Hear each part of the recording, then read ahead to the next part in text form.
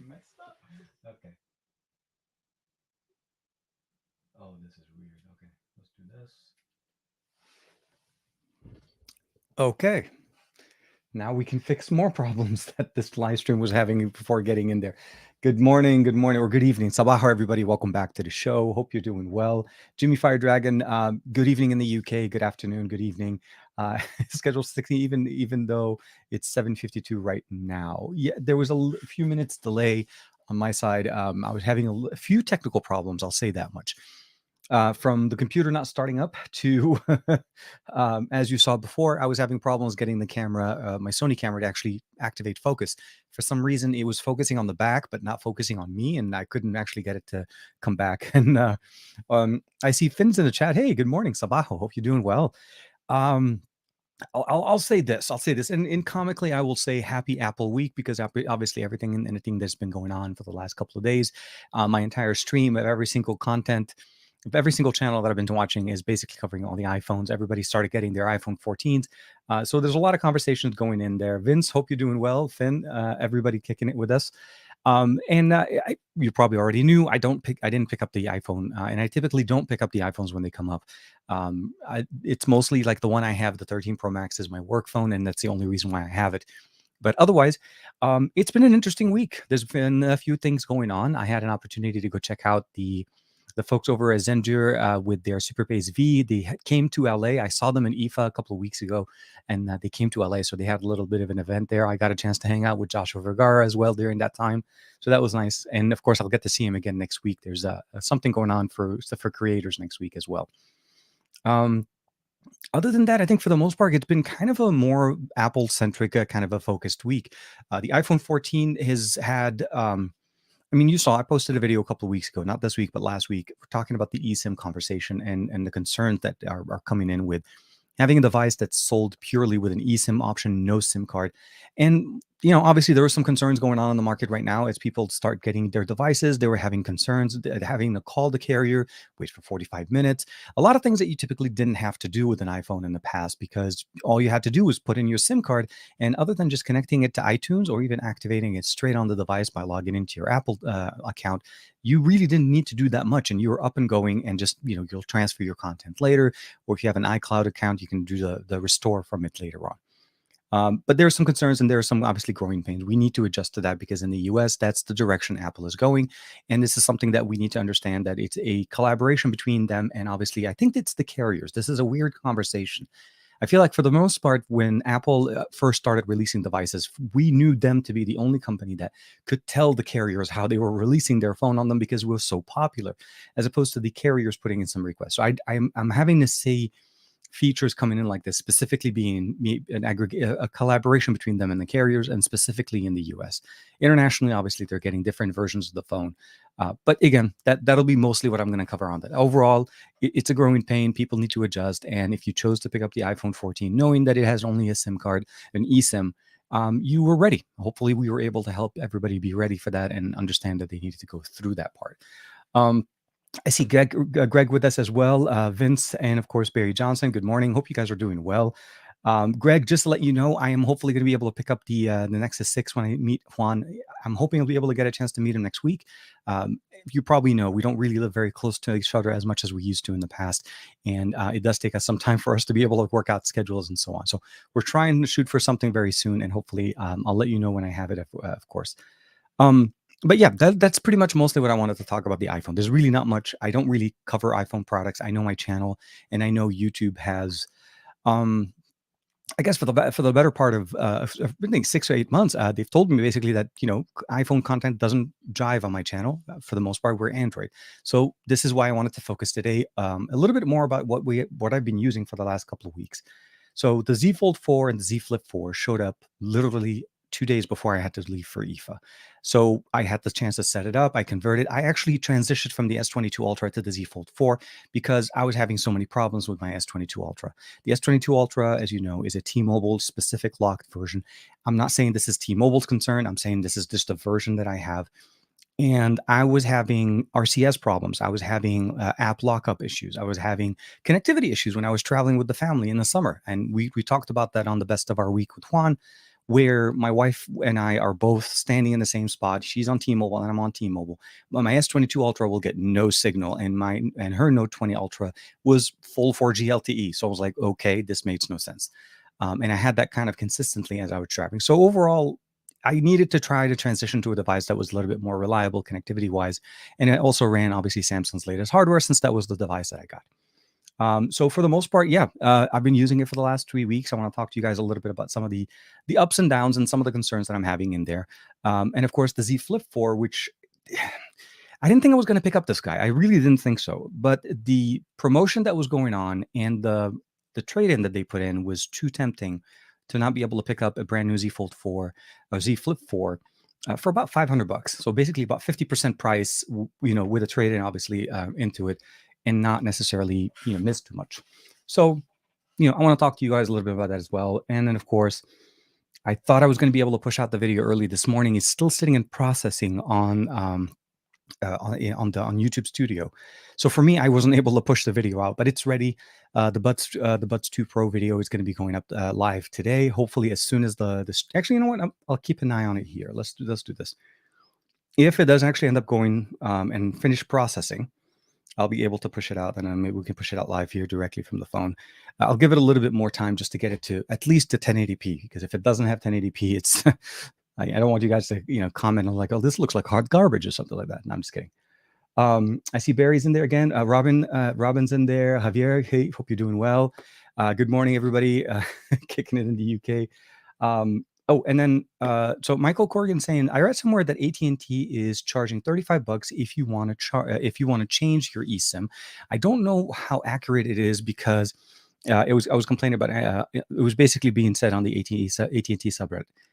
I wouldn't be surprised if there is a charge. I really wouldn't be surprised. I think at some point, even if they don't do it initially because of, obviously people activating brand new phones and so on, I think at some point for people that like to switch devices multiple times, meaning they calling them. Now, again, the process of switching from one device to another is typically not as complicated. But if you're going from an iPhone to an iPhone, it's actually pretty simple. Apple already did that, obviously, since they keep it all in-house. It's going to work easily over Bluetooth. You can transition it.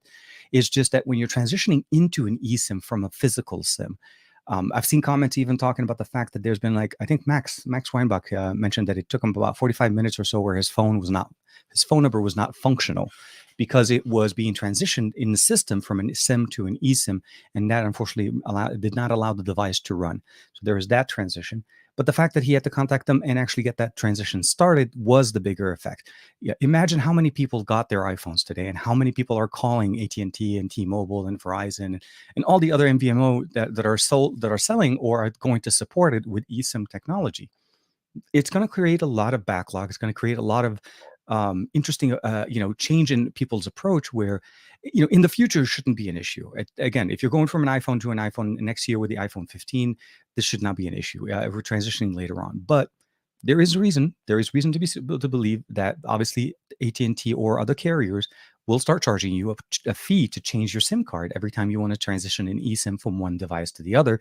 And that could be based on not only the fact that they already whitelist devices, but on a positive note for the whitelisting, actually AT&T finally certified the OnePlus 10T to operate on their network. So now you're able to utilize 5G on their network with the OnePlus 10T if you have that, or if you're thinking about picking it up. So that's definitely a nice little addition there.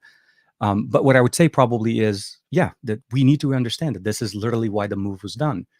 SIM cards are not insecure. The security measures that they were referencing are, kind of a little bit of a stretching it. Yes, technically it means that nobody else can pick up the phone and take your SIM card out of it and put it into another device. If you lose your phone and you call your carrier, and the first thing you do is say, look, I lost my phone and my SIM card is in it. The first thing they're going to do is they're going to deactivate that SIM card. So nobody can be able to use that SIM card, not only to validate, to activate, or to do anything with it. Now, if somebody picks up your iPhone and plugs in their SIM card into your phone, it doesn't automatically switch the phone on just because a new SIM card is in there. They still cannot do anything with it. So again, the security functionality for me circumvents, or at least alleviates, the issue that of SIM swapping that the carriers have been having issues with, where that was something on their side, not necessarily on ours. It's not that our SIM cards are suddenly magically appearing in a device. This is basically where their system wasn't secure enough to be able to fix it. And AT&T and T-Mobile and Verizon all started to put in extra security measures when you contact them, when you're specifically changing your SIM card, to validate who you are, to make sure that you're the account holder, that there is no easy way to do so. But again, that was fixed there. So again, long story short, $35 doesn't sound too outlandish, and honestly doesn't surprise me if it is. Although I don't feel like it will be done initially at this point, as most people right now are only going into the iPhone. It's when you start doing that switch back and forth. And I think that's when we need to kind of follow through with that a little bit more. Um, Let me see here. Finn, the new profile picture. Yeah, no, absolutely. Dominic Wan, hey, Sabaha, man. Hope you're doing well. Good afternoon, actually. Good afternoon, Dominic. Hope you're doing well. Actually, I'm also hoping that you guys are the weather is a little bit better. I don't know if you guys are still dealing with a lot of heat. For us, at least in the last couple of days or so, it's been actually nice. I'll say that it's nice. It's roughly about 80 or so, so about 20 degrees plus 20 degrees less than what we've typically had in the past. So it's been really nice to be able to walk outside, go hang out with the family, and not have to have the AC running all the time and causing our bills to be in the hundreds, which is I'm still scared to see what my bill is going to be next month. And let me double check here. Greg kicking it with us. Chemi, yeah, Shrimp Fried Dragon. Well, I just moved last Saturday, and it was exhausting, and I kept sleeping. Oh man, yeah, it's tough. It's tough moving. And then I know Roger bought. I think Life of Tech is also going to be moving very soon, based on some of the things going in there. And Antonio Luis with us. Hope you're doing well, man. Yeah, dude. Sorry, Antonio and I were chatting as I was getting ready. I was like finishing editing, uploading and stuff, and I'm like talking and all those stuff. So I didn't get a chance to respond back, but he's helping me out with some stuff as well. A great resource, and I'm glad you're doing well, man. Hope you're doing good. And I hope you have a good weekend. There is a small possibility. I don't know if I will be selected or not.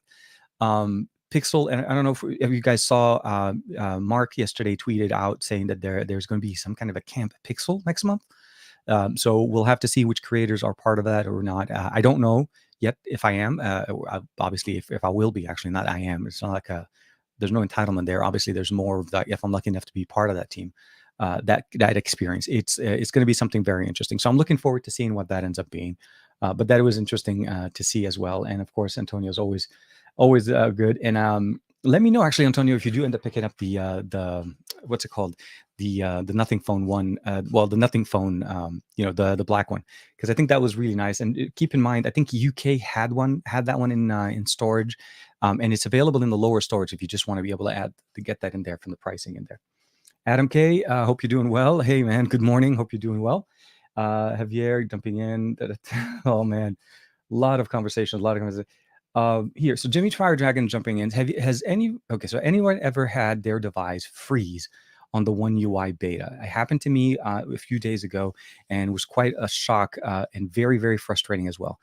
I haven't had a chance to check out the beta itself. And for the most part, I haven't had freezes for a long time. I'll say that freezes are very, very rare. I've had crashes where the system just basically is non-responsive for maybe about a second or so till the launcher redraws itself and relaunches itself.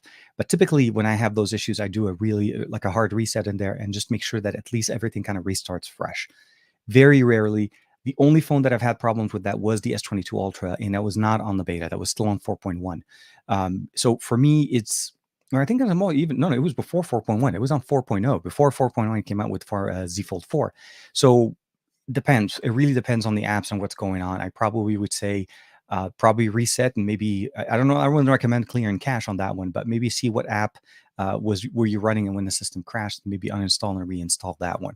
So maybe something on that app specifically. But no, I haven't, and hopefully you guys will see that.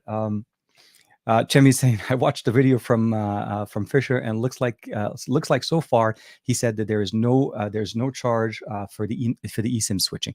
Absolutely. Again, this is onboarding. This is iPhones. This is predetermined agreement. I don't think this is this is not when we're going to start hearing about the eSIM switching charge. The charge itself is later on for the people that like to switch devices back and forth. Let's say you want to travel and you want to be able to jump over to a device that supports an eSIM and an SD and a regular SIM, and you want to be able to switch from that device back and forth. Will they then not charge us for those charges? But we'll have to see. This is something, again, it's speculative at this point, because we're thinking, again, they want to be able to charge us for any time we activate an account. Why would it be different for us to change eSIMs all the time? Because it's going to generate calls for them. It's going to create queues for them, especially when more people want to do it, especially when they need to transition from one device to the other, if it's Android to iOS specifically.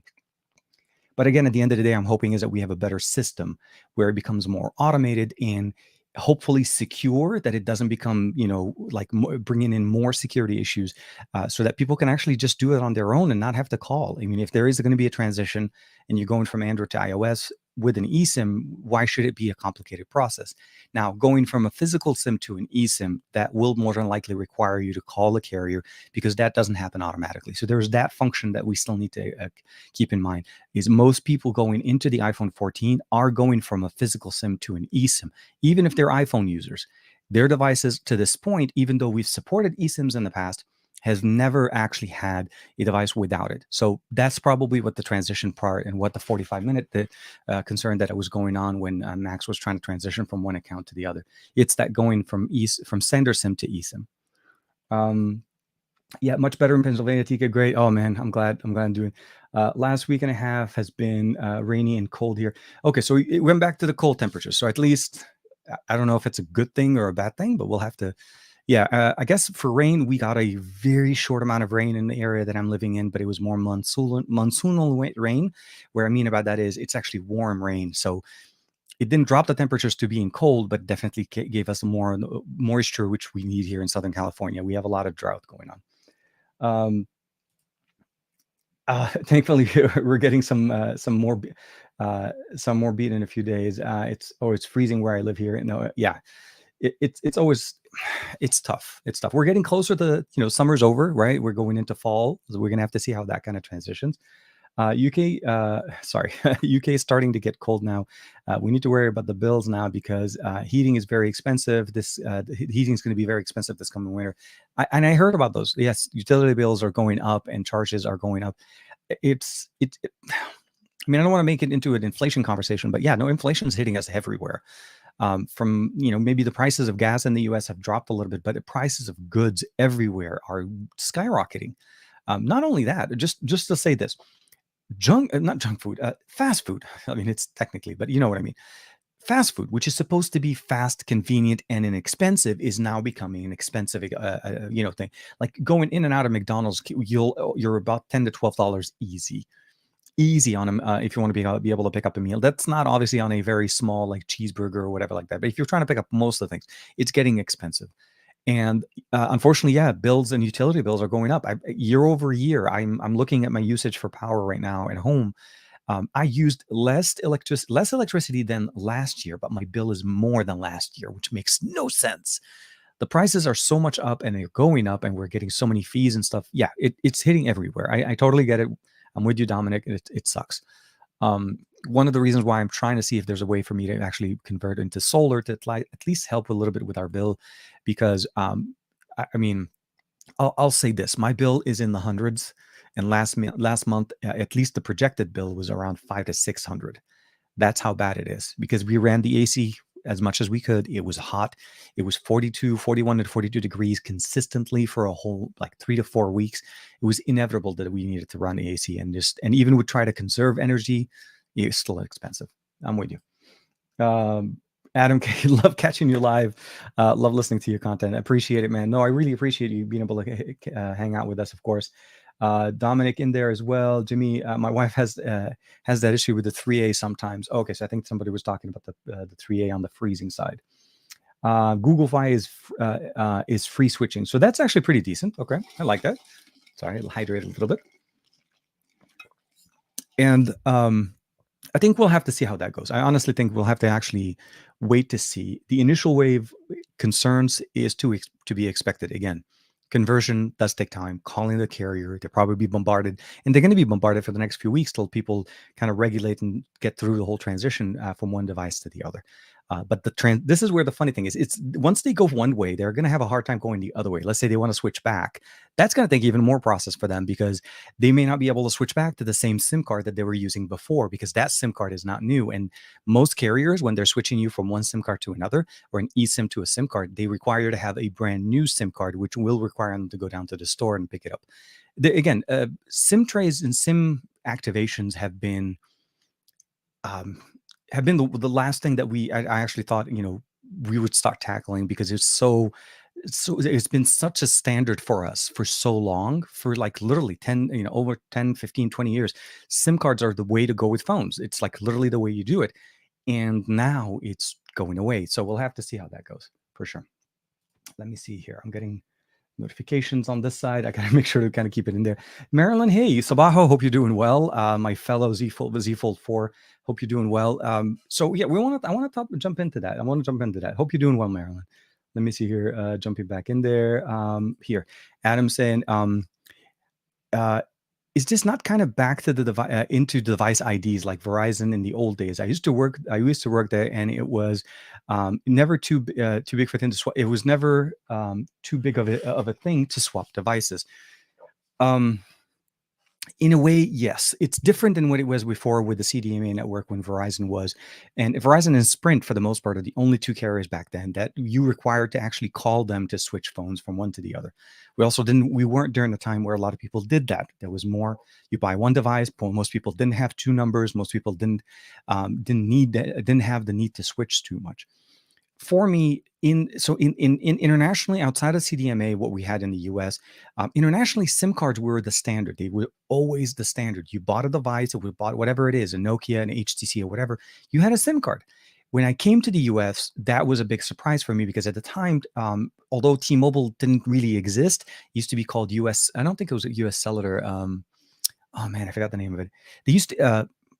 So T-Mobile didn't exist in the US, and they bought another carrier that was in the US, and that was how actually I came on, because I joined T-Mobile when it wasn't even T-Mobile, and then T-Mobile bought them. So the long story is they were the only ones that started using SIM cards, and then AT&T started to do the same thing, and then it started seeing more and more, and then of course now we know that even Verizon uses SIM cards in their devices. So the story behind device ID situation is this is more of a way of controlling the transition of numbers and accounts from one device to the other. It's a way for phone companies to manage all of that data as opposed to us, the user, be able to manage where that data resides. This is where you can no longer just switch from one device to the other without having either a pre-approved process, a system in place by your carrier that allows you to do it either manually with them or independently on your own with an app or a procedure that allows us to transition. Because there's more information associated to the eSIM than it is to the SIM card. And this is where because you can activate multiple things on an eSIM with an account, where on a SIM card, it's pretty much a one device, a one-to-one type of a connection. So we'll have to see how that goes. And of course, it's going to force the eSIM to be more of the standard as we go on from now on. I'm wondering if this is the weird part. Device development takes 12 to 18 months roughly per company. We are in October. No, not really. We're in September. So is it possible that Samsung may switch to eSIM by the S23 series? Is it likely that becomes a concern? Because we know how things go. Apple is the start and everybody just follows. And I think we're going to get to the point where it becomes literally a slab with a display, no ports, everything is wireless and everything is portless, because it seems like this is where we're going. Obviously with the speaker grill, I'm hoping we'll keep, because otherwise, the loss of speakers on a phone makes no sense. But I'm not going to say that I'm not going to say that because you don't know. Things could change. Things could definitely change. But yeah, I know what you mean. The device ID situation could be a big concern at some point. But it is, again, this is purely from a carrier perspective. And as far as T-Mobile and so on, $12 for Jimmy fired. Dude, I'm not kidding. You go in there and you try to buy, let's say, a Big Mac, right? A Big Mac meal with a soda and fries, and you're out about $10 or so, 10 to $12. And this is with the small size. This is not even when you try to add all the extra things in there. It's crazy. It's crazy. Inflation's hitting everything. Fast food is getting hit by it. You go into the store, everything you want to buy, everything is more expensive. Things are smaller and being sold for the same price. There's like a whole bunch of things going on, and it's a frustrating thing on one end, because it's hard for you to be able to fix things when your paycheck that you used to be able to, you were okay with, is no longer getting the same things it used to get you before, right? So this is where things kind of are going in and becoming a big concern for people, is like, how do you survive on what you're making, where you're not necessarily your raises, or if you do get a raise, or depending on how your process is at work, is not keeping up with inflation, and this is going up pretty quickly. We knew things were going to come like this. We heard about them, and there's still obviously still wait times and so on. But yeah, to me, it's a concern. Um, yeah, it's a lot. No, obviously, there's a lot of things going on.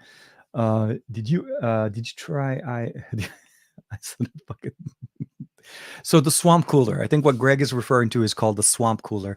Yeah, no, they definitely work, and it absolutely is a great way to, if you ever have a situation where you need, and you don't have access to an air conditioner, and you need to be able to cool an area down. Greg's method is absolutely a great method. It's used to be referred to as a swamp cooler. They even sell them actually. When I first met my wife back like a long time ago, she used to have one of those. She thought it was an AC, so I had to explain to her that's more of a swamp cooler. It produces cooler air, but it never gets really really cold, and you always have to replace the ice. So yeah, essentially what it is, you put ice in a bucket behind, and in front of it you put a fan. So as the temperature from the ice kind of swaps temperature, the heat kind of gets absorbed and the cold temperature comes out, and you run an air fan above it, in front of it, it sucks all of that cool air and then permeates it around the room. So in a sense, kind of cooling you down, providing you a little bit of a cooler experience. We did have a lot of fans. We have, I use this fan called a Vordano. It's cheesy name, but it actually does what it's supposed to. It's an air circulating fan, and of course allows us to circulate the air, the cool and the hot air around in the house. We have high ceilings in where I am, so typically the hot air will just go up and then the cool air kind of comes down. We just have to circulate to get the fans going, and the AC helps as well. We keep it around 78 as what they recommend for us. Um, Earl, man, hope you're doing well. How you doing, man? How you doing? Hmm. Okay, so Marilyn said I used to use an eSIM last year. When I went back to a SIM, they made me get a new one, of course, and they charged me for it. Again, yeah, a SIM card typically does cost about $25, at least with T-Mobile. I don't know with other carriers, but it is typical. That's what's going to happen. If you try to go into it with an iPhone and you want to switch back to a device that doesn't have an eSIM, you're going to have a new SIM card. That old SIM card that you had doesn't work anymore. And this is because of procedure. They don't reactivate SIM cards that have been used for security purposes. Mostly because they assume that once you deactivate it, it's trash, and they just want you to get a new one. Especially, they also update SIM cards every once in a while. Now there's like Gen 5, at least with T-Mobile, that I needed to get one of those. But yeah, no, exactly. Marilyn is exactly jumping in what I was explaining prior. I didn't see her comment prior to that. TK, at least in the UK, getting your house better insulated would help you with not letting the heat into the yeah, of course. Our of course solar panels would also help with a lot with builds. For us, at least in the US right now, and I want to say this is a weird thing. I don't know how TikTok figured out that I was researching things as far as solar, but literally every third or fourth TikTok when I'm sitting there and just trying to basically watch TikToks to spend time. It's all solar, and they've got me now on a Spanish and English rotation. So now not only do I get English, fake solar commercials going on on TikTok, but they're also hitting me up with the Spanish ones because apparently they figured out that I understand Spanish as well. So, long story short, TikTok seems to think I'm a very good customer for solar, and all of these fake commercials that say you can go in there and the government will pay for you and all the blah blah blah blah blah. They're not being honest. They're getting you to sign up just to get you to a person to try to upsell you into what things are, and not explaining things correctly because it's TikTok and it's 60 seconds. And of course they disable comments because they don't want people to say what they are. So long story short, yeah, I've been I know how to do my research, and I know how I'm trying to get myself into it. It will help us quite a bit, especially because I own a Tesla as well, because charging my car, and it will also help me be able to charge my car and could potentially make it into a free situation where I wouldn't necessarily have to pay for charging my car anymore. And that's actually pretty good. I charge my car at home all the time. I mean, like 96% of the time, unless I'm out and I need to charge it, of course. Golan Lavi, hey man, hope you're doing well. Hope you're having a good Saturday afternoon. I hope you're staying cool as well. Um, So okay, T-Mobile was, oh, voice stream, thank you. Then Deutsche Telekom, then Telekom AG bought it. So in the US, they used to be called Voice Stream, and I think that's who the company that I sign up with.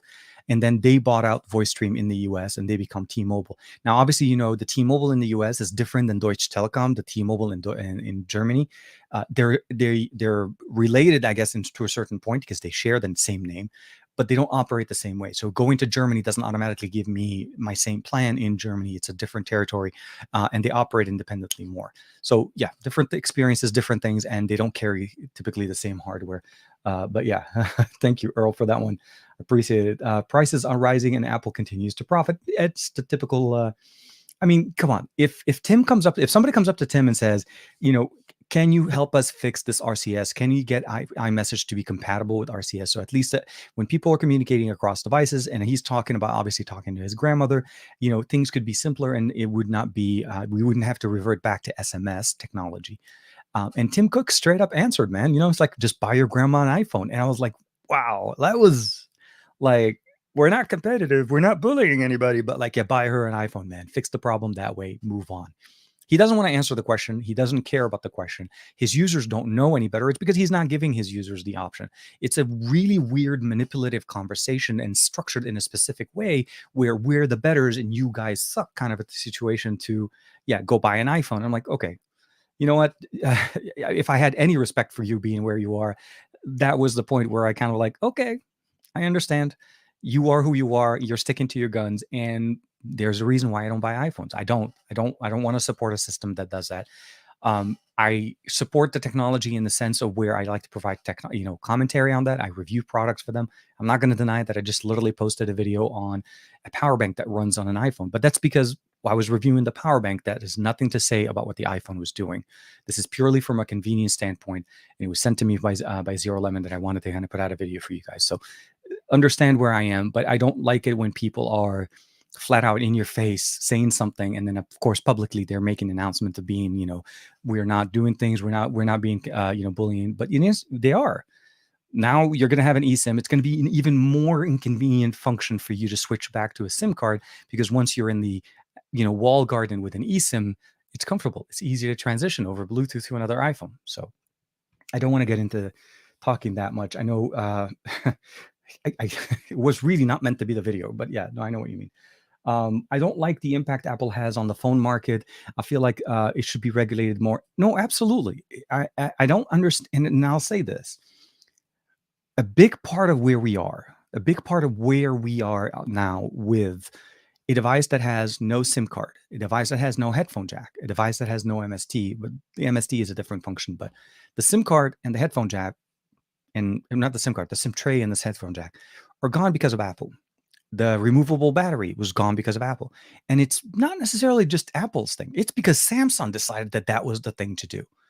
Samsung decided that that was the right thing to do. They felt like that if we wanted to be associated with what they presume to be a better product, because that's the only reason why Samsung would copy them, because Samsung thinks iPhones are better. They treat them like we copied them, right? So they copy these features, bringing them over. And then when you see that happening, it becomes a trend coming on across other devices. I don't understand the purpose behind it, because again, the whole removal of the charger out of the box and charging me an extra fee, or sorry, not charging me, but charging me the fee for the charger and then shipping me that charger in a separate box by itself to be sent to me by home, paying separate shipping on their side, and all of that logistic carbon emitting logistical procedure that they're doing to provide me something that now is more harmful to the environment than having a box be a little bit thicker, having them not ship as many iPhones in one box. But then, because they're saying is, yeah, we're boxing more iPhones in our containers, but then, hey, by the way, we just shipped another container full of chargers that we weren't shipping before. So in reality, it's a net zero claim. There is no benefit into this. It purely is a worse situation. It's a money-making situation for them. I understand that when I see that with companies like at the higher end now, because they've copied it. We've seen it for many years. But at the end of the day, realistically, if you're going to do this and you're going to ship a phone, Juan said it perfectly. My buddy Juan Carlos over on the Best of Our Week. Ship it in a brown bag. There is really no reason for it to say Apple charger and all of that. We don't care. It's a charger for the phone that you just bought. ship it in a brown insulated padded bag, have that be in the same box as the phone, and then make those claims. But shipping it separately in its own little fancy box, again, defeats the whole purpose of what are they trying to do and what they're trying to claim that they're trying to do. But yeah, I don't want to spend too much there. Sorry, too much conversations. Chemi, hey, Chemi's kicking it with us as well on Twitch. Hope you're doing well there.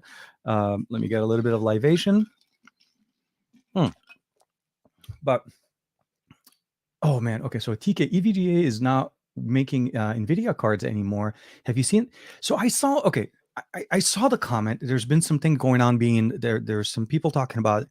It's not a good time to buy graphics card. EVGA trying to separate. I didn't get a chance to do too much deep dive into it. This was a surprise. I caught it last night as I was going through the news and going through Twitter. And surprisingly, of all places, I caught it actually on Facebook because I was on. So as I mentioned earlier, I went to the Zender event thing that they had this week in Los Angeles, and they have a Facebook group. This is one of the reasons. Well, I mean, I have Facebook, but I don't really use Facebook as much. So I was going in there trying to engage and see. I wanted to post the post that I posted over from Instagram into it, and then I saw that in the news, people talking about EVGA not making it. I'm like, that is massive news if EVGA and NVIDIA are not working together. Some of my favorite modded or customized versions of NVIDIA cards have been EVGA cards because they typically overclock them, and they have like so many SKUs for every product that they put out. So this is really big. I don't have a lot of information on it, and I don't know that like the really root cause of it, but this has a lot of implications, especially if they're trying to go with AMD over NVIDIA when it comes down to their graphics solutions. That doesn't care. Yeah, no, absolutely. Apple is very doggy. Yeah, I think the only regulation that can fix them is RCS. No, I realize. No, look at it. The reality is this. I think if I'm not mistaken, they're required in Europe by 2023, meaning the iPhone 15 needs to have a USB-C port. So the question is going to be this. Now that we saw that Apple will make a specific device for a market, will they make it so that the iPhone in Europe will have a USB-C connector, but the rest of the world will have the the Lightning connector, keep us on Lightning. And then the US version will have no SIM card, but will have an eSIM. So you'll start basically getting different flavors of Apple depending where you are in the world. And of course, in my opinion, the European model is going to make the best sense. It'll have a SIM card, a USB-C port, which means, hey, let's get rid of that Lightning port, and hopefully faster charging, maybe better technology for charging when we start actually leaving that standard that we've been stuck with for so many years and has not really gotten any better overall as far as performance. Let me just close this one. It keeps blinking for me on that side. No, I'm with you guys. Yeah, put the charger in the box. No, absolutely. Put it in the box. Put it back in there. If you're going to play the game and you're going to do this, just put it back in the box. You know what I mean? Or specifically, maybe make a version of your phone the same way. I think Xiaomi did it perfectly. Seriously, of all the companies, I had to say, at the time when we started seeing that the chargers were being removed, Xiaomi allowed you to buy the phone either with or without the charger. And it was a selection on their site when you were picking it up. Let that be the option.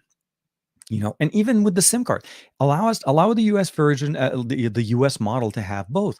Do you want your device with an eSIM or without an eSIM? And be more forthcoming about the change that you did, because not everybody watches the Apple launch event for them to actually know that the eSIM is going to be part of it. There are going to be, some people out there that got their iPhones, that bought the iPhone on and then are surprised as to the process of what they need to do, and they're calling their carriers because they just don't know where to put the SIM card, kind of a situation. You know what I mean? Or they got it as a gift or something to that effect. So we'll see. I think the requirement in 2024 for so the requirement is 2024, not 2023 for iPhones. Although the rumors are that suggest that Apple will start in 2023. So I think I think if they release the phone in 2023, then technically they could be grandfathered. But yeah, no, Apple will wait till the last second. They will not transition. The smart move for them would be, look, our iPads are USB-C. Our PCs are USB-C. They have USB-C. Everything other than the iPhone has a USB-C connector. Now, technically, the AirPods as well still are a Lightning, but it's a USB-C to Lightning cable that is included in the box with them. So the long story is they're holding the line on the Lightning cable as long as they can. There just really is no reason to stick with it. Get better make better cables, and let's switch over to USB-C. Let's get the standard running and let everybody run copacetically. There's really this whole we do it better thing, the betters and the gooders kind of thing. We really got to stop it. I think everyone assumed that they wouldn't make a separate device for the European market, but that was before they pulled the eSIM campaigns. No, absolutely, for Michael. I honestly thought that Apple only made one variant, and it basically just across the world. That's the simplest way for them, and it's the best way for them to make it. Don't make multiple SKUs, so you have to basically machine them multiple times. Now they're having to machine the US version specifically for a US, and then the rest of the world go the other way. And yeah, it could be an indication saying that, USB-C becomes maybe a European variant of the phone with a SIM card, and the rest of the world gets Lightning and everything else. And seriously, all that's going to do is create more people buying phones from Europe to bring into the US. And I wouldn't be surprised that there are already people trying to do that, trying to bring devices from Europe to run a SIM card in the US. And I'd like to see how that works. How does carriers here do they have a way of figuring out that you got a phone from a different market, and they will require you still to use the eSIM on it and not use the SIM card? I'd like to see how much control we get there, because that'll happen when people start bringing them in. Okay, the in the EU, the European model also be three to $400 more expensive than the US version. Prices are insane here, or for only for the 128 model. So that's crazy. So they're charging you a premium now for something that they took. I mean, we wouldn't take that from anybody standing in front of you. If somebody was standing in front of you doing this, where they're like, look, I'm going to give you these two things, but I'm going to take this one out, and we're going to charge you something close to what you are. Oh, you want that box? Okay, I'm going to charge you more, although I was charging the same thing before. It makes no sense. I don't understand. I really don't understand. And I don't know what is the point where, for iPhone users that stay in the ecosystem because of the inconvenience of leaving the ecosystem, what would be the straw that breaks the camel back at this situation? I mean, what would cause you to basically say, you know what, this is enough? For me, switching from the S22 Ultra, and I'll say this, I was on that device, I've used it. Again, the S22 Ultra cameras are very good. They're very good cameras. They're very good for what I do, and when I need to travel and I need to take pictures and do videos with that. So for me, getting out of that device had to be something that caused me to be really uncomfortable with it. So the freezes every once in a while, or the issues with apps every once in a while, and where I have to restart the phone, that was kind of a weird thing. Literally, I'm not going to lie to you guys, it was RCS. RCS caused me to have the weirdest situation, where the moment where I felt like my phone was not a communicator, was not a good communicator for me to communicate with my family, with my buddy Juan, with people that I normally communicate with. And RCS was just, for the lack of anything else, will just not work. T-Mobile could not figure it out. T-Mobile obviously doesn't have a lot to be able to do on this. This is a Samsung phone, not a T-Mobile phone. It is running on T-Mobile servers, and it does connect to the T-Mobile server, but it will just not send or receive. That to me made it so that I needed to get out of that phone. I needed to go into another phone, and then it roughly was around the time when the Z Fold 4 came out. And luckily, the Z Fold 4 has no problem. It's the unlocked model. I did not go back to a T-Mobile variant, or specifically a carrier variant. So the long story short, I guess what I'm trying to say is, this is something to keep in mind. Yeah, no, again, what is it going to be that point where it becomes so much of an inconvenience? Is it so nice? Sorry, is it so nice to be able to communicate via iMessage and use FaceTime that everything else can actually just be okay? Is that how we're dealing with it? Because at some point we need to figure out, you need more. You need to get better and more things out of your device when you're transitioning from one phone to another, and not feel like every year you're finding out, you're listening to the announcement, and all you're hearing is, oh, they took this away. Oh, we're not having that anymore. Oh, great camera, but again, only on the Pro Max. And again, it's all about that. So for me, I think the 13 Pro Max in the US is still a much better phone than what we got with the new series. Even though we have some improvements in there, iOS 16 on the 13 Pro Max, I think that's going to be the better option. If you're considering it, I recommend you go in there, because that'll be the better way to do it.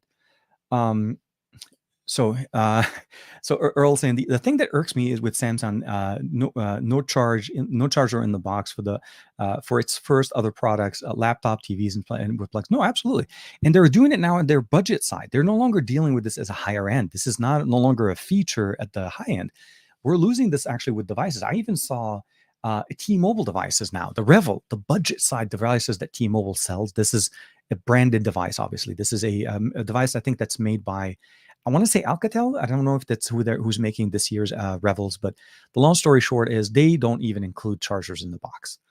So we're starting to lose chargers everywhere, and this whole thing is becoming this nice little upsell. This is kind of like the budget airlines when you buy like Spirit airline tickets, and you realize that you have to pay to be able to pick your seats. You have to pay to get a snack, or you have to pay to be able to be priority boarding. You have to pay to get an extra piece of luggage with you if you want to go on that because you're only allowed one. All these little piecemealing situation, I feel like at price points, yeah, I mean it was already appalling at the higher end, but I mean if you're buying a budget phone, it's because your budget is very limited to the point where you need to buy that phone. Now having to buy an extra $35 or $25 charger that's not included in the box, that's tough. That's making your budget line hurt. And that's not the way you do it, because those are the ones that you sell more. Those are where your numbers are. It's not in the S series, it's not in the Z series, it's in the A series. Samsung knows it. Everybody buys, and then they do what they did with the A53, which again is another story it's a story for another day at a different time of day. What savings you get for iPhone? No, absolutely. And then spending 20% out on GDP on healthcare, despite leaving 50 billion. No, absolutely. No, it's just crazy. It's crazy. Yeah. Let me see. I had an iPhone 12 Pro Max, and I had to do both eSIMs and SIMs. That was way to go. No, absolutely. Give us the option.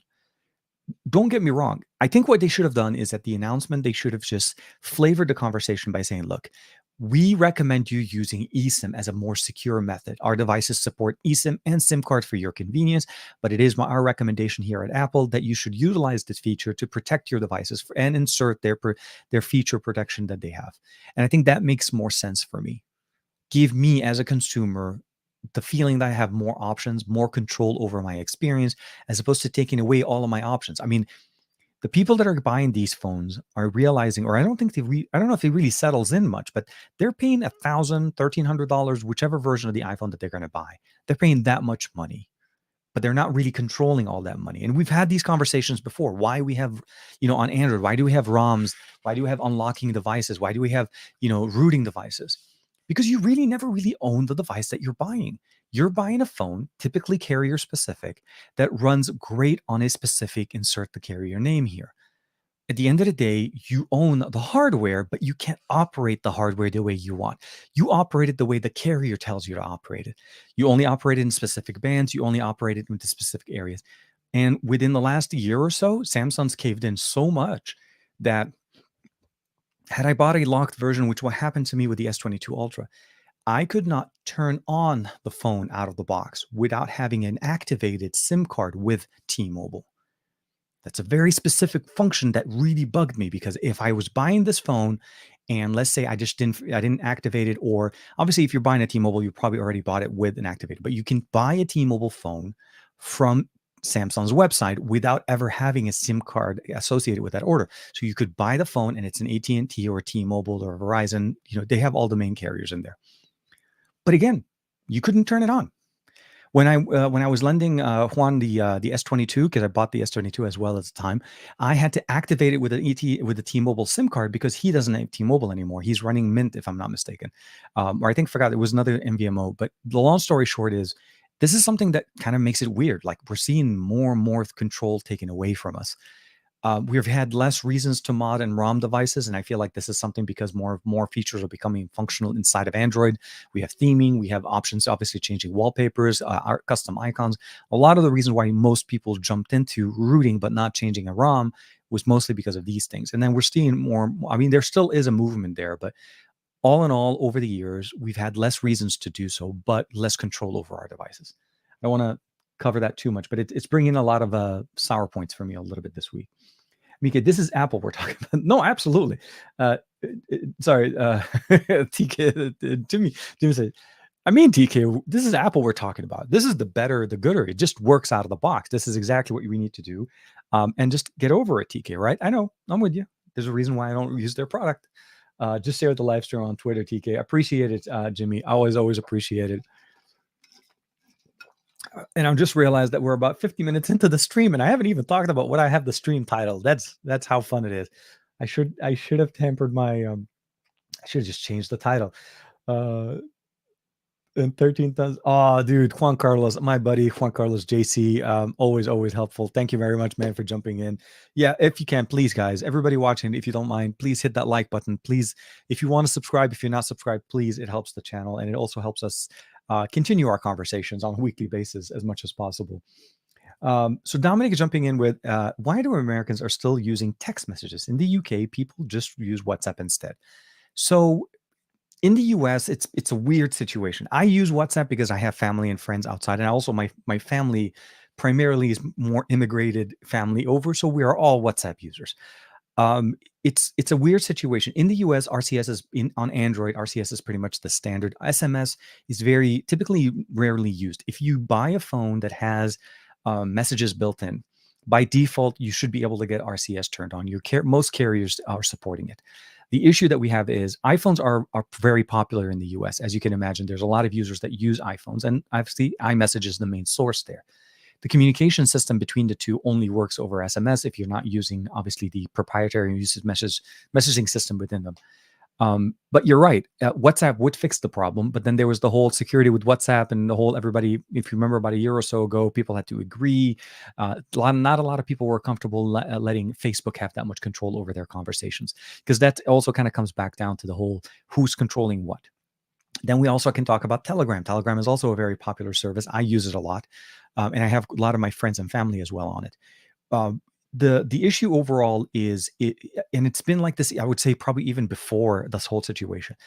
When I first came to the US, so in the US, AOL was the main conversation starter, right? AOL communication was debate. Everybody just on IM. Everybody would jump on AOL IM, and then the biggest thing obviously was getting AOL IM running on Android and running it as an app on your phone. There was a whole bunch of things going on.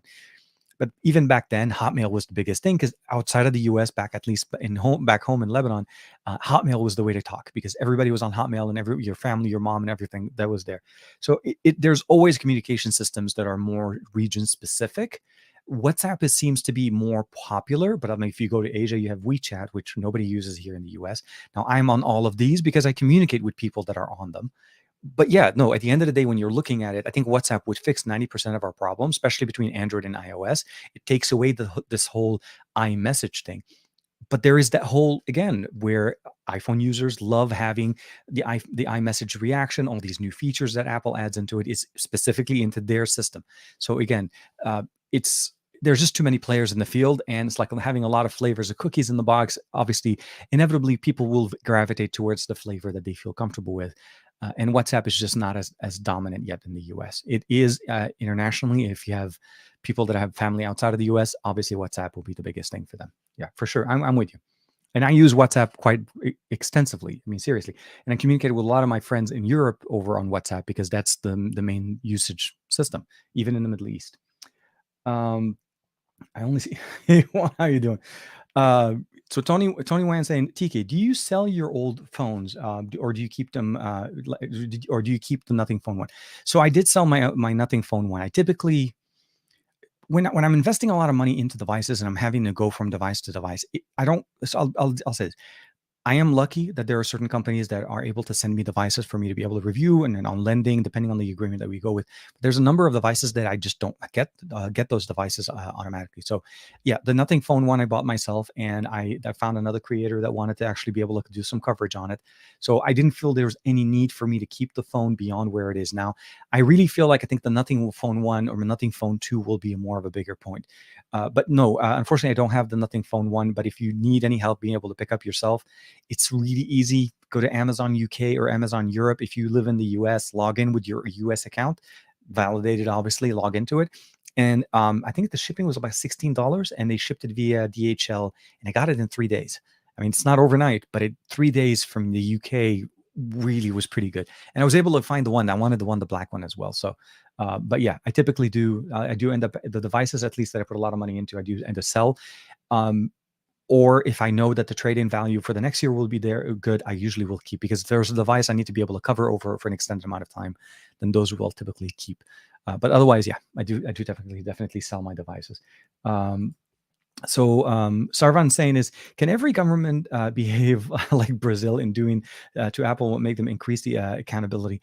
It's a tough situation. It's a tough conversation to say, depending in the US, because they're supposed to be able to allow them to operate and do their own. They don't want to control them as much. But what's happening is, or back in the old days, what happened with the Pacific Bell or the Ma Bell issues back in the day is, yeah, telcos became too big. They became unregulated, monopolistic, and the government had to step in for them to be broken up into small areas. And nowadays we have AT&T and different companies that exist because of that split.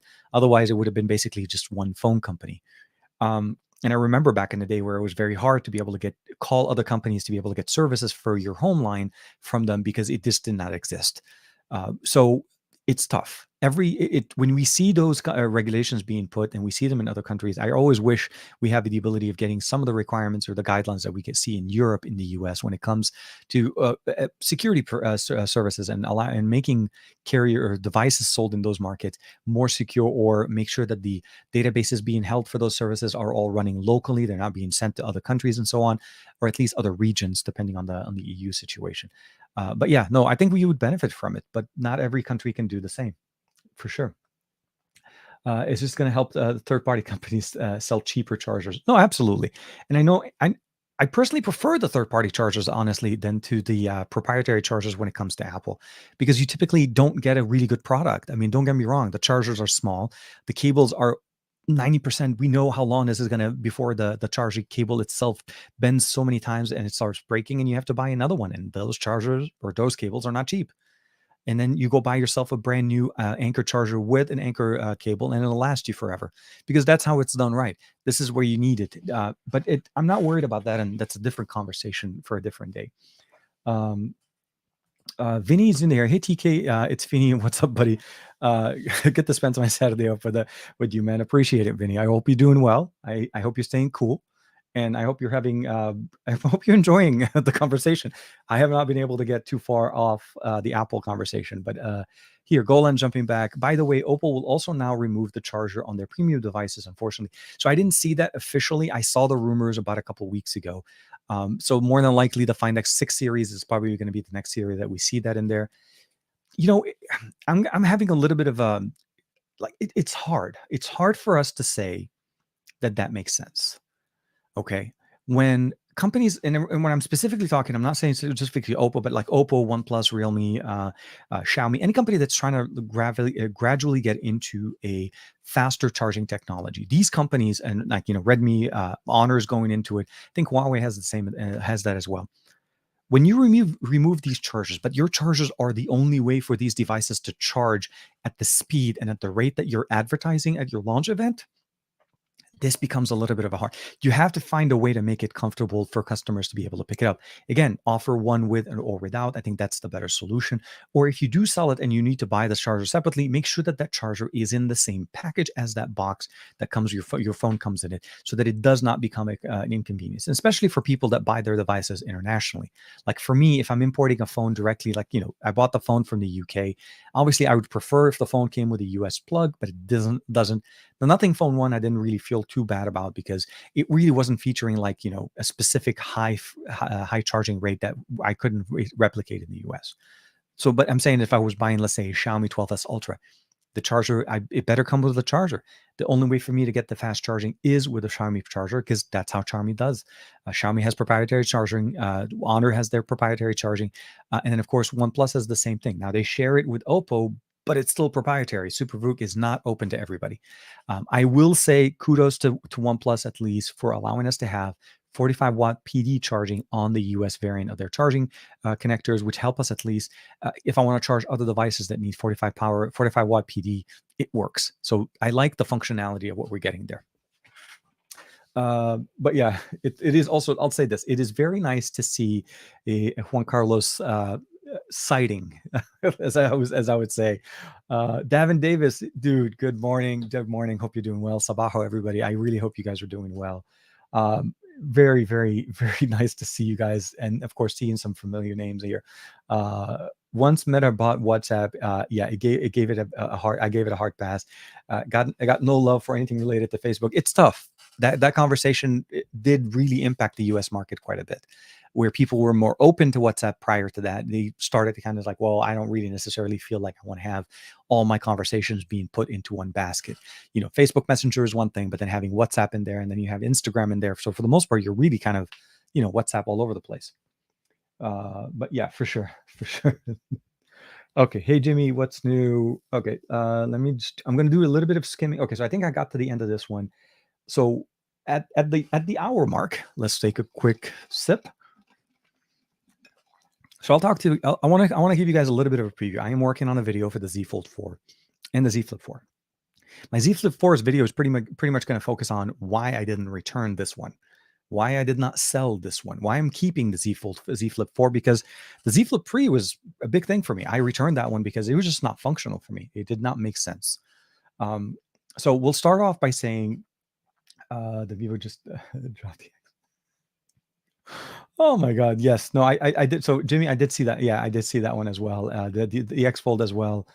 There's just a lot of things going on, but China just gets the betters. They always get the better devices. I don't want to keep saying the betters and gooders, but no, seriously, I'm really envious of the market that we get in the Chinese area for the devices that they're getting. As far as foldables, we're seeing basically, for them getting devices with the better optics, the better experiences, so on, and also releasing hardware in China primarily first. Like everything is really becoming secondary. The U.S. market is truly becoming its own, primarily an Apple iPhone kind of a situation, and not even Motorola is releasing their flip phone in the US. That's weird, right? Like Lenovo and Motorola decided, China first, because that's what makes sense. That's where we are. But the experience with the Z Fold 4, prior to getting the Z Fold 4, I will say that I was skeptical as to how much I would actually like the Z Fold 4 over the Z Fold 3. The experience that we get in this device overall is very similar. There really is not much done here. With the exception of a slightly larger external display, it's really very much the same. It's a foldable phone that supports an S Pen. The Z Fold 3 has that. The Z Fold 4 has that. Speakers were pretty much similar. The hinge mechanism is a little bit better, but nothing really visible to my side. The crease in the display is ever so prominent as it was before because Samsung didn't change the mechanism. This is pretty much what we have. So it really kind of got down to the point of the user experience in the camera, and primarily the main camera, the 50 megapixel camera, to really wing me over and provide me the experience that I was looking for getting on a device like this. So I'll say first and foremost, using the 8 Plus Gen 1 was definitely a nice feature here. The device doesn't warm up as much as what we saw last year with the Z Fold 3. Again, the 888 was a power hungry. Again, there was a lot of things talked there. The camera overall, I think, is what got me over and got me to the point where I'm okay using this device, but not necessarily leveraging the fact that I not leveraging, but like missing so much that I lost the telephoto and the really good ultra wide on the S22 Ultra. I've been supplementing a lot of my functions, and I'll say this right here with this guy. And speaking of Juan, and of course, this is the Vivo X70 Pro Plus. When I leverage the functionalities of the other cameras and the experiences for recording content and producing content on the X70 Pro Plus, the Fold didn't actually have that big of an issue. The main camera, the 50 megapixel camera, is actually pretty decent for a single primary good camera on a phone. The rest of the cameras are okay. They're not going to shine. The 4 megapixel is still pretty much what it was last year. I don't recommend it for anybody. Do not use it. If you need to take a selfie with the front display. Do not take it with the internal. But I also like the fact that there is more cases this year, more support for the S Pen. The S Pen, or carrying the S Pen this year, is not as hard as it was last year. This is something that I found it to be more functional with case manufacturers. This one is VRS design, and it just carries in the case. And if I want to open it, I still have the ability of holding it here. So this becomes a little bit of a position for me. But if I want the S Pen, flip over, pull the S Pen, get the pen, you're ready to go, close it, and you're ready to use the phone. So I found a lot more functionality options in there. The user experience still is limited. The display on the front is really not really a very functional one. You really want to live in the display on the inside. And it is catching up a lot of dust because the hinge mechanism still has a gap in between it. So long story short, it's better than the Z Fold 3. It's better than the Z Fold 2. It's not still, I don't feel like it's the point where I feel like Samsung should be by their 4th generation of foldable. There's still some concerns going on. Overall, the compatibility with Nova Prime and the foldable with One UI 4.1 is still an issue for me. There's still a lag, a massive lag. And I say this is, okay, so let's go ahead and unlock the phone. So right now you could see This is, let's see, oh no, Sony, okay. I forgot about that part. Sony is not playing game with me today. I had to restart the camera at the beginning. So let's go ahead and move this over. I got to turn on the camera app because that's the only way for us to get the conversation going. So here, um, give it a second. Okay, so here it is. So this is the home screen that we have right now on the external display. If I flip it over, sorry, I don't know if you guys could catch that, but there was literally about a 2 to 3 second delay before my home screen had to redraw because Nova didn't know what to do when we went from the internal display to the external one. Now you go to the front, same thing. There is about a 2 to 3 second delay, and let's go ahead and make sure to tap on my face on that one.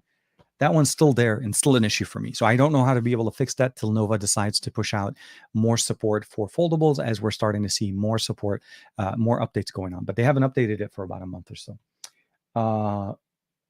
Okay, Jimmy's awesome foldable. Okay, here Dominic jumping in with TK.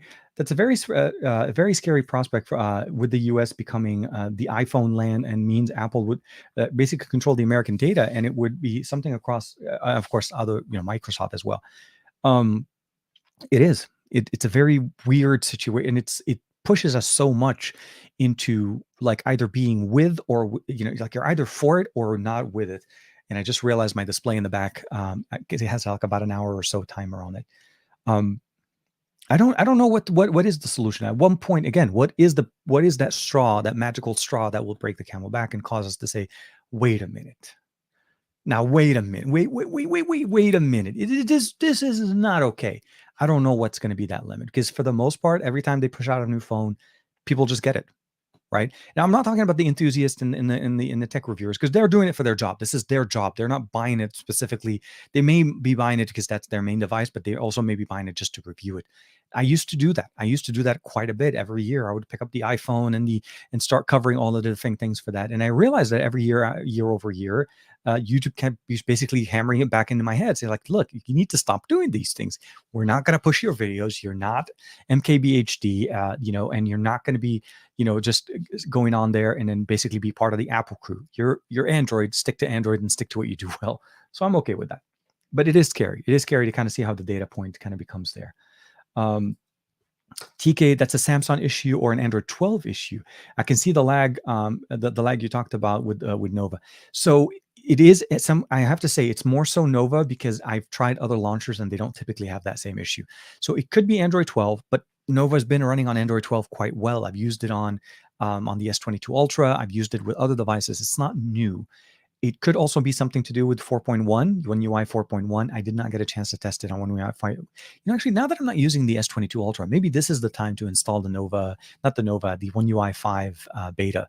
So long story short, it's an issue for me because it causes me to be, every time I need to switch between the two, there's always that 2 to 3 seconds delay. And it is a concern because obviously this is not functional. A phone that this fast, this much RAM, this much storage and so on shouldn't have these issues. But at the end of the day, after 3 weeks, I haven't received one update from Samsung. And I think Samsung on foldables and flips typically go to every 2 months update. So we're in middle of September. I got this in August. There is no September security patch update yet. So we'll probably get this in October. In October, hopefully we'll see the fix, and maybe Nova by then will update it. When it comes down to the Z Flip was actually a slightly different experience this year. I think what changed my mind about the Z Flip wasn't the fact, I mean, it's still the same form factor. It's still a clamshell. It still doesn't fit in my pocket correctly.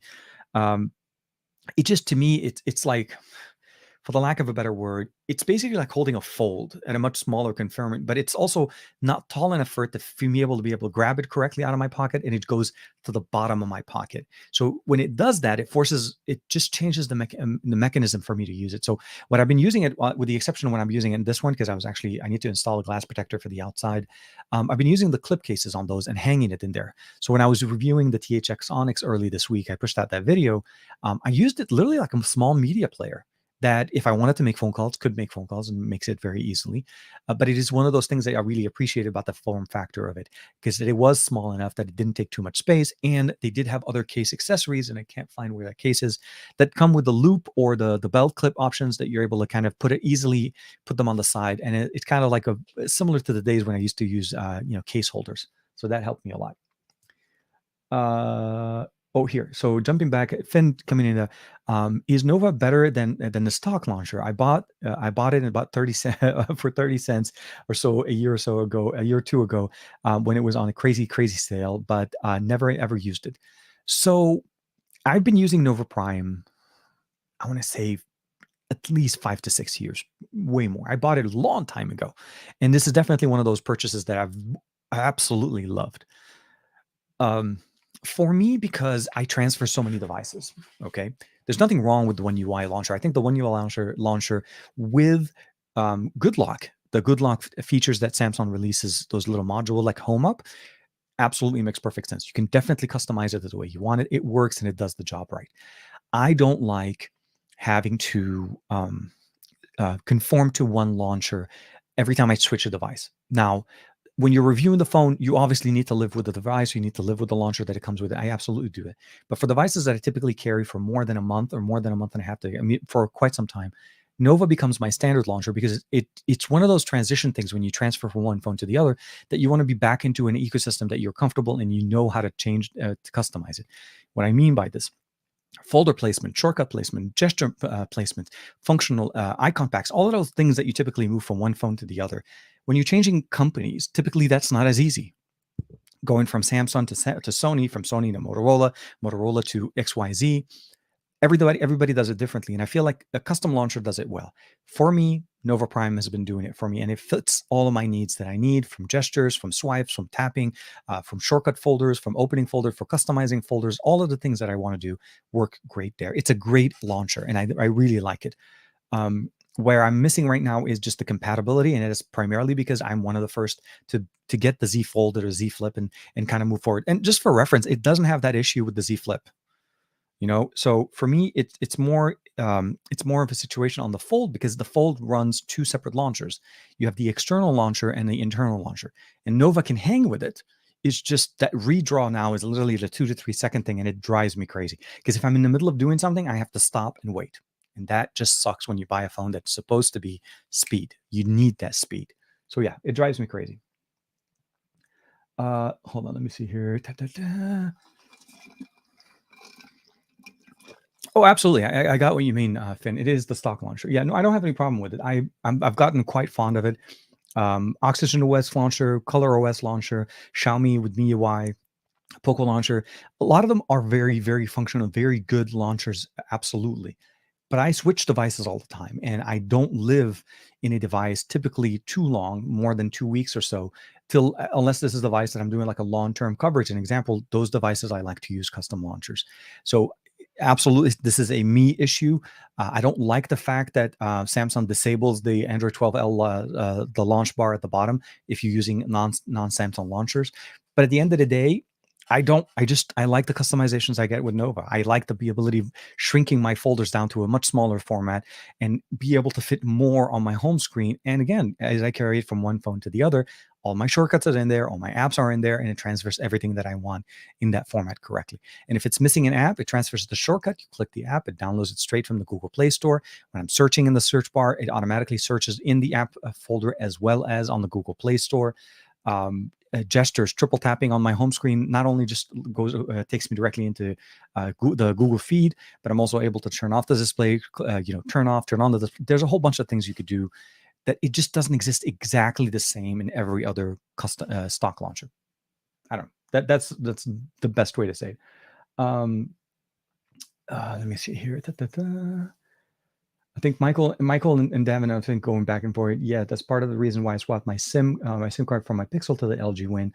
I'm curious to see if the Pixel battery life has improved greatly as a Wi-Fi only device, and I needed to update my Wing my Wing with the SIM. Yeah, man, you're telling me the story, man. Yeah, no, you can't update some devices will not get updates if they don't have a SIM card installed in them, and I see that a lot with a lot of European devices as well. So as far as the Z Flip, for me, I was able to make it more functional for me. Now, this was one of the first videos I dropped for it. And that was basically the Cover OS launcher, that the ability to actually be able to use the phone more without having to open it. The biggest difference between the Flip and the Fold is that the external display on the Flip is just not a very good there's really not a lot of things you could do. You can add more functions, you can try to do things, but at the end of the day, it's supposed to be kind of like a smartwatch on the outside of your phone, linking you into opening up the phone and using it as a full phone. So you always have to do the whole flip thing and do all of that experience. So for that alone, to me, that made it more functional for me. It was not that expensive of an investment, about 20 bucks, but it was worth it for me to get that functionality up there. I can run more things. I can listen to media with it much better. It is a pocket communicator. And for the most part, that's how I deal with it. If I'm wearing a jacket, this is not going to be an issue, but in my pocket, it works great. In my jeans, it just looks weird. It looks like I put my wallet in my front pocket and it just doesn't work for me. And for that alone, I don't carry it as much right now, but I think, again, it's mostly because I also want to be able to use Dex. I want to be able to use a few other functionalities that we got with the Z Fold, which I feel like, again, is the powerhouse of what devices. Oh, hold on. Let me double check real quick. Wait, so my Pixel 6a doesn't have a SIM card in it, and the battery life has been much better since Android 13. Wi-Fi. So Wi-Fi only modes on devices will run the battery better for you when the phone doesn't have to consistently seek signal, consistently keep looking for better signal, 4G, 5G management, or even you're running on a 5G modem, you're going to have better battery life. So if you put your phone in airplane mode and turn on Wi-Fi on it, you're probably, more than likely, not probably, you will get a better battery life, especially if your Wi-Fi is strong enough and the area that you have that has really good coverage. No issue at all. When it comes down to, I don't know as far as Pixel. For me, it still runs about a good day for me. I don't have it where it dies for me by the end of the day on the Pixel 6 Pro, but it's something to keep in mind that, I understand what you're trying to do there, Michael. Golan's jumping in with TK. What do you think of the headphones from Earfun, the Air Pro SV? So I haven't tried their Air Pro. I did just review their Air S, I think, if I'm not mistaken. I mean, earphones are pretty decent. They're good buds. They're going to give you, obviously, I would call them headbangers because they're definitely tuned to be more bassy buds. Kind of like how, what's it called? Oh my God, Soundcore is. I don't know why Soundcore just escaped me, but similar to Soundcore, very much there. I think, if I'm not mistaken, the Air series does now support it. It has an app support which allows you to be able to turn on and customize it. So really, for the price, I don't really see a reason why not. They're definitely good. They offer way more than what they're charging. Let's say that. Earfun has definitely been a lot of fun using them, no pun intended. But I still, like, if I had to kind of pick between them, I would probably say just think of them as a stepping. They're definitely great. They offer a lot of good options. I think, like, Soundcore definitely stepped a little bit higher, and of course you can go into other ones. I am going to talk a little bit as well about the what's it called, the Buds 2 Pro from Samsung. For me, at the end of the day, I kind of wanted to title my video saying the Samsung Galaxy Buds 2 Pro, the best buds for Samsung devices. Point. Because that's literally the best way to say it. It's the best for Samsung. It runs great on Samsung. It won't run the same way on any other device. And I can't even find the app for it right now on the iOS system. I don't even think it's compatible with iPhones at this point. So it's pretty much Samsung copying AirPods and saying, hey, yeah, they'll run okay on other phones, but to get them best and get the best, the best experience on them, you need to have them on a Samsung device with One UI 4.0 or later. So it's the biggest thing I would say. At the end of the day, I think that's the biggest thing in there. And I think I forgot to check on the actual app, and I think it should have been. Yeah, I think we should be able to make it live. Let's go ahead and share. I say edit. And I'm going to change it from private to public. I'm going to change it here. And let's save that. Okay, so that I just pushed the video over on the on Samsung's video on the Buds 2 Pro, and hopefully that will go okay. We'll see how that kind of comes up. Doesn't work, Greg. Okay, I tried. LC. Oh, okay. Did you try reinstall Android Tool? Yeah, no, depends on the phone that you're using, but you're still going to get better battery life on Wi-Fi. Okay. We are at that magical point, and a magical point in the conversation in the stream, as you guys always know, for the TKception. It's a visual effect that we typically do, but you'll probably start seeing some comments in the chat of, obviously, hashtag TKception and so on. And it kind of helps us kind of bring the conversation a little bit closer to the end of the show, which usually runs about an hour and a half. At the end of the day, where we are today with iPhone technologies and what we see from Apple as far as technologies, we see incremental updates year over year. The iPhone 13 Pro Max is still a very capable smartphone. There's no real reason to go to iPhone 14 unless there are specific things like the AOD is going to come in. The Lonely Island or the Intuitive Island, or I think I forget the name of the I really should know the name, and this is a weird thing. I'm not trying to make fun of it. The new notification interface that they have around their camera punch hole option that they have. I'm not going to deny and say that I think that's a great way to try to leverage what you have in there. I don't know if it was the best decision. I don't know if it really made perfect sense. You already were known for the notch for the longest time. And then now to double down and not get rid of the notch, but give us something that pushes content further down because now you have a space up there. It just makes no sense to me on a device. But it is the direction that they're going with. More than likely, it's going to be stuck with them for quite some time. And somebody can correct me. The dynamic island. Thank you, Jimmy. I always sorry, sorry. I call it the Lonely Island because it just, to me, I always think of Lonely Island as the band, anyways. But yeah, the dynamic island has its own functionalities and it does well. And I think people are going to enjoy it. But ultimately, they've converted every single iPhone that they've created out there as a two-handed device.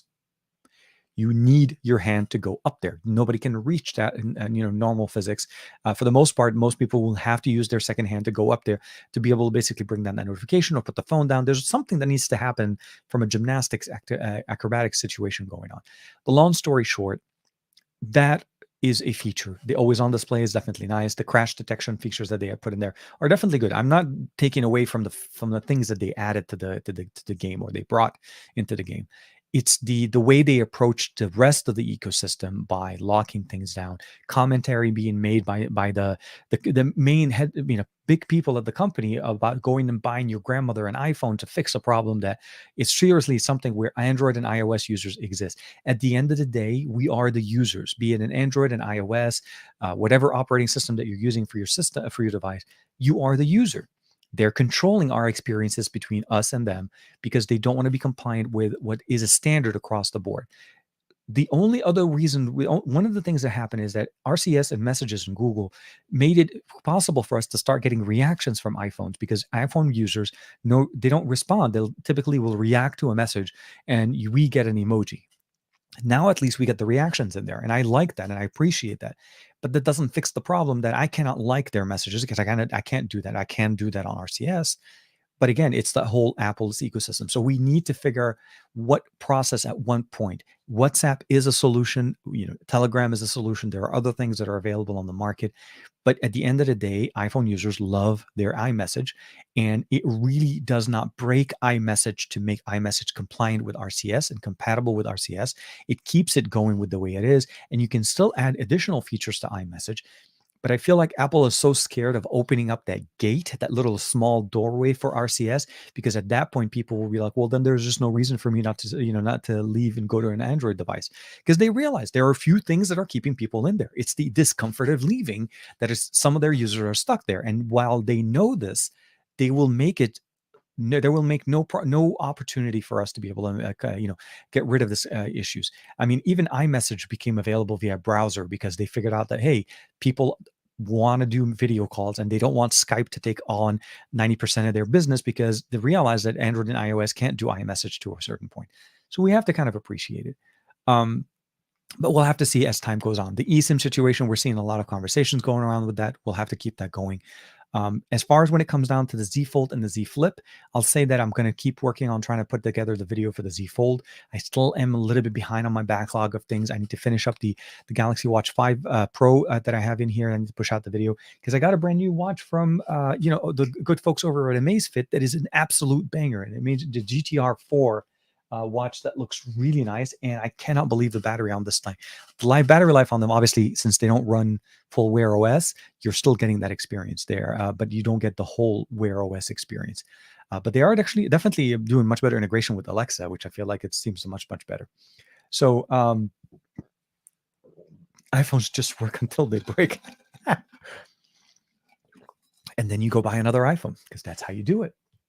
Okay, I guess this would be a really good time for us to start seeing some of the hashtag TKception. If you guys would like to drop them in the chat, we'll be able to do our nice little visual effect. And this thing kind of started about a couple of years ago when we started with the show, and it happened by coincidence. I was trying to share a picture on a second display because I have a dual display monitor option here for my laptop and my PC. And I inadvertently shared the stream in the screen share, and it created a very nice visual effect. So we'll go ahead and do that And I am going to go ahead and share screen. Actually, we'll go ahead and click that there. And it would have been nice if I had selected a, can I select? No, I can't. Okay. So let's go ahead and we'll do the share screen first, and then we'll bring up the option there. And then bam, right there. So of course, as always, I will say, thank you very much for hanging out with me. Thank you very much for taking time out of your Saturday to kick it with us and talk with us and share with us some of your opinions on the tech and the current conversations going around, as well as having a very nice, I would probably say a wild Juan Carlos Bagnell sighting in the chat, as always appreciated. Uh, speak of the name. No, I'm sorry. Island, of course. Always the walled garden island. So I will start off by saying thank you very much for everybody. The chat and everybody that you see in the chat here are, um, I'm a big fan of them, and I hope that they're a fan of what we do here on the channel, and a big fan of what the live stream does it here. So thank you very much to Greg, TKception, TK the man. I hope you enjoy your Nexus 6. Absolutely, man. The moment I get it, I'm going to text you straight up on Instagram. We'll talk, man. Of course, Juan and I were going to try to work out something going on this week. Chemi Torres, as always, thank you very much. TKception, TK iPhone. No, man. TK Goku team, absolutely. Certified Saiyan, right there. It's there. It's good. TK Tesla Bay, TK the Android, the Android Bayception, as always, of course. Davin Davis, thank you very much. TKception, the Roots Tesla, leave my SIM card alone. Absolutely. There's so much to be said about this, but it's those little things where the freedom of being able to change devices without having to call somebody to tell them was one of the main reasons I never signed up into Verizon to have them as my main carrier, or I think back in the day when we had Sprint as a carrier. It was the biggest thing. I didn't like that. And then I saw that with some NVMOs like Metro PCS, you need to call them to activate an account. That was the reason why I stuck with T-Mobile. And now it's going to be a frustrating situation as we get to those levels in the future. And as always, Barry Johnson, thank you very much. Island iSteps. Always, Earl Owens, thank you very much. Again, kicking in a TKception, TK charge on the box, TK Tesla. Absolutely. I mean, even my Tesla, well, take that back. It no longer comes with a charger in the car. It used to when I bought it, because that, thank you, Apple. Jimmy Fire Dragon, thank you very much. TKception, TK Stay Hydrated, TK Ticket to Dynamic Islands. Ticket to the Lonely Island, because that's how I feel like. If I'm with it, I'm going to be lonely. Stay safe. Thank you very much, everybody. Always. Davin Davis, thank you very much. Dominic Wan, always. Thank you very much for hanging out with us. TK Samsung Bay. TK Oppo Bay, TK Goku Bay. I'm surprised nobody said BBK Bay, but I'm not going to say anything. Okay, I'm not going to open up the floodgates on that one. Finn Jacobs, thank you very much again, bud. Always TKception. Sabaho, thank you very much. And Golan, thank you very much. TK Bay, TK some gadget guy, TK Honor, always, man. At RCS support Bay, Jimmy, always Oppo, Reno Bay. I like Reno's. Reno devices are actually getting so much better, of course. Can we please try to do the best of our week earlier for us in the Fox? I'm going to try to talk to Juan, but at the end of the day, what ends up happening for us, it's really more of a timing situation. It's tough for us to do it any earlier during that time. During the week because of family coming back, finishing days, and so on. But I will talk to Juan to see if there's possibilities for us maybe a different time to make it fit into our day jobs as well, because there are things going on during the day as well, where the SGGQA is more firmly locked into where it is. It's been there for many years. The Android Bay obviously has always been locked in because of the Saturday night with tech, and that was always a Saturday morning thing for us. So it's easier to kind of do that, but we have to figure out a better configuration. I know that we've had better success when we've had them during the day in early mornings, but it's always a timing thing. So we have to figure it out. But yeah, I will. Thank you very much for that one as well. Barry Johnson, thank you very much. Davin Davis, Golan Lovey, and of course, we have Ron Guido in there as well. Davin, Jimmy Fire Dragon, thank you very much back there. Chemi, everybody in here, everybody that took time during the day. Greg, Juan, of course, Barry, Jimmy, Marilyn kicking it with us as well. Finn Jacobs, and of course Chemi twice on Twitch as well as on YouTube, and of course Earl, and everybody taking time out of their day on this beautiful Saturday. I hope you're doing well. I hope you stay safe. I hope you and your family are doing good, and you're able to enjoy your tech.